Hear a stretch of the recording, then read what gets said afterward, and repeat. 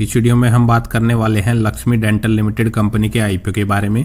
तो यह आईपीओ हमारा मंडे से खुलने जा रहा है। कंपनी क्या बिजनेस करती है, उसके फाइनेंशियल्स क्या है, कितने करोड़ का कंपनी इश्यू साइज लेके आई है, हमें इस आईपीओ में अप्लाई करना चाहिए या अवॉइड करना चाहिए, और अगर अप्लाई करते हैं तो कितना लिस्टिंग गेन ये हमें बना के दे सकता है।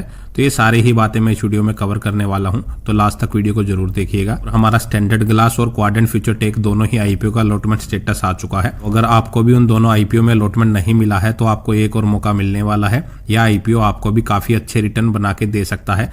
अगर हम टोटली इस आईपीओ की बात करें तो यह आईपीओ हमारा 13 से 15 जनवरी के बीच में खुलेगा।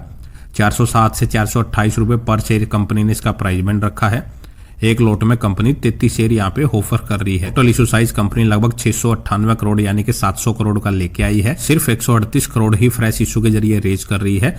बाकी सारा का सारा कंपनी ओएफएस के जरिए अपना मार्केट से पैसा रेज करती हुई नजर आ रही है। 16 जनवरी के दिन इस आईपीओ के अलॉटमेंट का पता लगेगा और 20 जनवरी के दिन यह आईपीओ हमें मार्केट में लिस्ट होता हुआ नजर आ सकता है। रिटेल कैटेगरी में अगर हम बात करें तो वैसे तो हमें आईपीओ में अलॉटमेंट मुश्किल से ही मिलता है, और इसमें अलॉटमेंट जो मिलने के चांसेस हैं वो और भी ज्यादा मुश्किल होने वाले हैं, क्योंकि इसमें सिर्फ 10% का जो कोटा है वो रिटेल कैटेगरी के लिए रिजर्व रखा गया है। मतलब कि सिर्फ 69 करोड़ के शेयर के लिए हम इसमें रिटेल कैटेगरी में बिडिंग कर सकते हैं। रिटेल कैटेगरी में एक लॉट अप्लाई करने के लिए हमें इसमें मिनिमम 14,124 रुपए इसमें पे करने पड़ेंगे। ये आईपीओ जो प्रमोटर्स की होल्डिंग है वो लगभग 47 के आसपास नजर आ रही है। प्रमोटर्स की जो होल्डिंग है वो इसमें 50% से कम की नजर आ रही है, और अभी प्रमोटर्स अपनी और हिस्सेदारी बेच रहे हैं आईपीओ के थ्रू, और भी ज्यादा घटती हुई नजर आ सकती है। और इसके अलावा अगर हम कंपनी के मेनली बिजनेस की अगर हम बात करें तो इसकी जो स्थापना है 2004 में हुई है।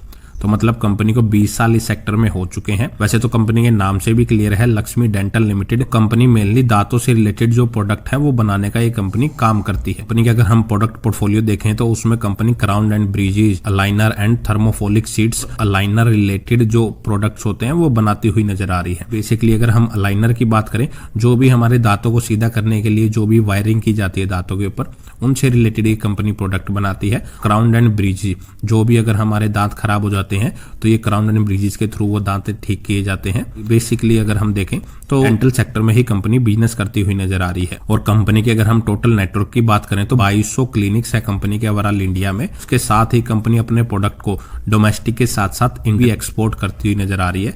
लगभग 90 कंट्रीज में कंपनी अपने प्रोडक्ट को एक्सपोर्ट करती है। कंपनी का बिजनेस तो काफी अच्छा चलता हुआ नजर आ रहा है। कंपनी के फाइनेंशियल्स की बात करें तो मार्च 2022, 23, 24 और सितंबर 2024, मतलब कि ये सिर्फ 2 क्वार्टर्स का कंपनी का यहाँ पे डाटा अवेलेबल है।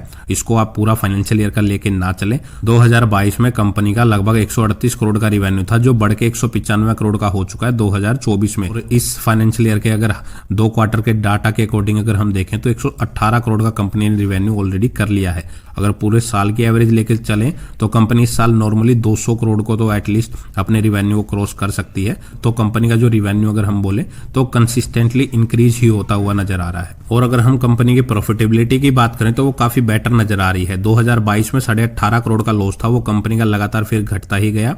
फिर कंपनी 2024 में प्रॉफिट में आ चुकी है, 25 करोड़ का प्रॉफिट। और इस फाइनेंशियल ईयर में अगर हम देखें वो क्वार्टर्स में ही लगभग 23 करोड़ का प्रॉफिट कर चुकी है। मतलब 40 करोड़ के प्रॉफिट को कंपनी इस साल क्रॉस कर लेगी अगर ऐसी ही प्रॉफिटेबिलिटी दिखाती है। तो कंपनी के ऊपर कर्जा भी काफी नजर आ रहा है। लगभग 41 करोड़ रुपए का कर्जा कंपनी के ऊपर देखने को मिल रहा है, और जिसके चलते ही अगर कंपनी का डेब्ट टू इक्विटी रेशियो देखेंगे तो वो 0.94 का है। फिलहाल 1 से ही कम नजर आ रहा है, तो उसको इजीली मैनेज कर सकती है। कंपनी की मार्केट कैप देखें तो वो लगभग 2400 करोड़ के आसपास की है। मतलब स्मॉल कैप ये कंपनी होने वाली है। और कंपनी लगभग 51 के मल्टीपल पी पे अपने आईपीओ को लेके आ रही है। लिस्टिंग के बाद कंपनी का ईपीएस बढ़ेगा तो नॉर्मली कंपनी का जो पी रेशियो है वो हमें घटता हुआ नजर आ सकता है। तो ओवरऑल वैल्यूएशन देखें तो ठीक ठाक ही कंपनी ने वैल्यूएशन रखी है। वो ना ज्यादा महंगी है ना ज्यादा सस्ती है। कंपनी का मेनली ऑब्जेक्ट देखें, कंपनी मार्केट से पैसा क्यों रेज कर रही है, तो कंपनी अपना और जो इसकी सब्सिडरी कंपनी है उसकी लोन की पेमेंट इस पैसे से करेगी।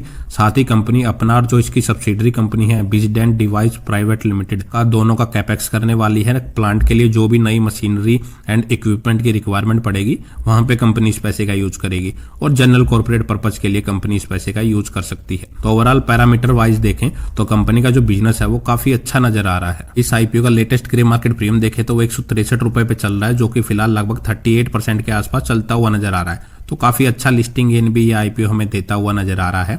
ओवरऑल बात करें इस आईपीओ को अप्लाई करें या अवॉइड करें। तो लिस्टिंग गेन के लिए उससे भी हम अप्लाई कर सकते हैं। कंपनी ने पिछले 2-3 साल में काफी अच्छी ग्रोथ दिखाई है, उस हिसाब से भी आप देखें तो आईपीओ को लॉन्ग टर्म के हिसाब से भी अप्लाई करने के बारे में सोच सकते हैं। लेकिन फाइनल डिसीजन आपका है। जो भी अपना डिसीजन ले, पहले खुद से कंपनी का फंडामेंटल एनालिसिस जरूर कर लें। कंपनी के फाइनेंशियल्स कैसे हैं, उसका बिजनेस कैसा है, आने वाले टाइम में कंपनी क्या ग्रोथ कर सकती है, वो सब चीजें देखने के बाद ही फिर अपना कोई डिसीजन इसमें लें। ऐसे ही किसी के कहने पर डायरेक्टली किसी आईपीओ में इन्वेस्ट ना करें, खुद की स्टडी जरूर करें। इससे आपको भी सीखने को मिलेगा और आने वाले टाइम में किसी के ऊपर आपको डिपेंड भी नहीं रहना पड़ेगा। तो इस वीडियो में इतना ही। अगर आपको वीडियो अच्छी लगे तो वीडियो को लाइक करें और